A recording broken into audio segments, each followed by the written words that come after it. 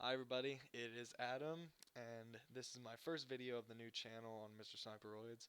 I think I'm going to start off with one of my greatest stories ever. It's going to be about a day where a series of events occur, and I do want to remind you guys that no animals were harmed in this other than one bird, but I'm not a part of any of this. I do not approve of any kind of animal cruelty or anything. I'm trying not to get that out there. I was 13. I couldn't drive back then, so I was kind of along for the ride for all these stories. So I don't want y'all to be like, hey, Adam, you're evil. You're killing birds and stuff, man. And I'm like, I know. No, I don't like, I don't do that stuff. And at least it's like legal hunting. But, anyways, go ahead and enjoy the story.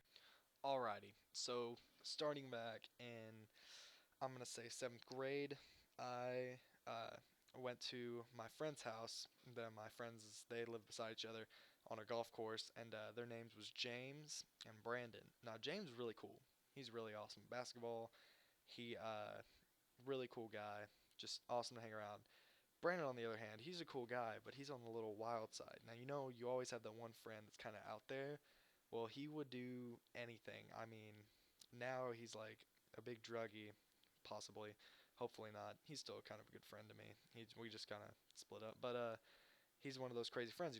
Well, I went over to their house, and well, we got over there and we wanted to go bird hunting in their backyard. And I was like, okay, I'm down, totally fine, since it's like legal out where we were. So I brought a BB gun because I didn't have a real gun, and I wasn't about to bring a real gun out there. So me and James are post up looking for some birds to shoot, and Brandon gets really bored within like 15 minutes of it. He's like, hey guys, let's go into the pasture where all the cows and the bulls are. We're like, why would you want to go out there? One of those bulls are going to attack us. And he's like, no. I got something really fun we could do with them. And we're like, okay, this is going to be great. And Brandon has a gun, and there's bulls out there. We go out there, and he has an airsoft gun, by the way. It's a Walmart brand, so I mean, you could shoot it point blank, and you're not going to feel anything. But it's just like throwing a pellet at somebody. It's really bad. We went out there, and Brandon's like, okay, watch this. And he told me to get closer. James didn't trust him. James stayed back. I mean, he just stayed by the fence. He's like, no, I'm good. I'm just going to stay back here. But Brandon was begging me to go with him, so I just kind of followed him. And Brandon got within like 30 feet, and he shot a little pellet, and it hit a bull in the butt. And the bull kind of didn't phase him. It probably just felt like a fly. Well, Brandon's like, we got to get closer. I was like, dude, why are you shooting these bulls? This ain't right. And he's like, yo, are you in? Are you out? And I was like, whatever. So I just keep following him. And we get closer. Eventually, it's like foot by foot, and we finally get within 10 feet of this guy, and he's just chilling. He looks back at us, just starts eating grass, walks away a little bit. Brandon gets within like 5 feet of him, shoots him in the butt, and I can tell it hurt because there was a bad ricochet. Well, the thing turns around and it just starts charging at me and Brandon. So we take off for dear life, and James is already across the fence. He's just laughing at us. We have a good like 100 yards to run all the way to the fence, and this thing's chasing us. Well, I'm just burning Brandon out, and the thing is on Brandon's heels. I jump up a tree, and I make it. I'm safety. And I reach out, and Brandon jumps up, and I grab him, and the thing just barely nicks his heels. I mean, it was close. And it just starts to circle the tree. I mean, this tree was out by the fence, but I didn't want to jump because there was barbed wire, and there's no telling if I would have missed. I could have like totally messed myself up. And the thing just circles a tree. I'm like 10 feet away from a jump, and I'm like, I'm not even gonna try it. And it circles the tree for about 15 minutes, just threatening us. I mean, it's got that evil stare. It's just like looking at you like I'm going to kill you if you miss that jump. Eventually, it just ignores it and walks away. It gets fishitis and forgets everything it's doing, and it goes on about its day. Now, at this point, me and Brandon, we're out of the tree, and we get over the fence, and over the fence is like it's barbed wire, and then it keeps going barbed wire, and then it's like the wooden fences, that the nice houses have, and because we're in like a what's it called, suburban hood ghetto place, whatever, where they live. So it's barbed wire where you can totally see through. All right, and then it's the wooden stuff where you can't see through. Well, Brandon's like, I haven't shot a bird today. I'm gonna shoot a bird if I like it or not. And his neighbors happen to have a bird feeder. I am going to repeat this again. I did not condone any of this. I wasn't a part of it. Neither was James. It was all Brandon's idea. So you guys can attack Brandon whatever you want. Anyway, uh, me and James are sitting here, and we're actually like trying to hit some out of the sky, like some normal ones. I mean, we have BB guns. We're not gonna hit one. We're just like wishing for something to happen. Brandon gets on the barbed wire side and he starts shooting. The neighbors aren't home. He starts shooting at their bird feeder where there's birds. Like there's a ton of them. He manages to kill one with his airsoft gun. He has an airsoft sniper. It's like 1200 FPS.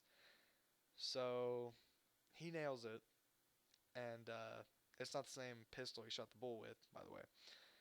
I am looking, and there's a dead bird.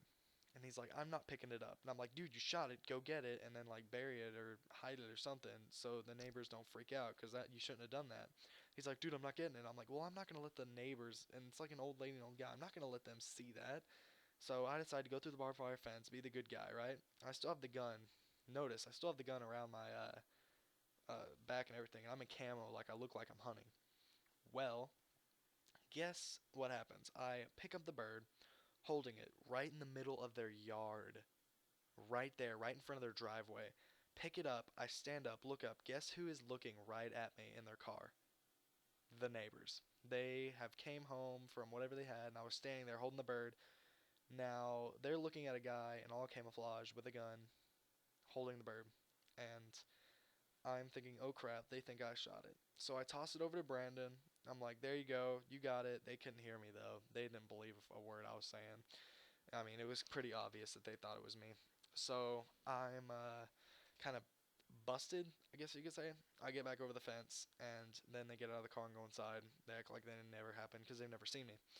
Well, me and James were like, all right, let's go home. Let's go play some Gears of War or something. Well, Brandon was like, you know what? I'm gonna see if I can still hit some more. And I'm like, dude, they're home. They're gonna see you. They saw me when they weren't even home. What the heck? How you gonna plan doing this, playa? And he was like, no, no, no, I got this. I got this. He gets the gun ready, and he starts shooting. And he's laying down. Well, me and James are on the side of the wooden fence where you can't see. He is on like the very edge of the wooden fence where you can't see him, but you can see the tip of his gun.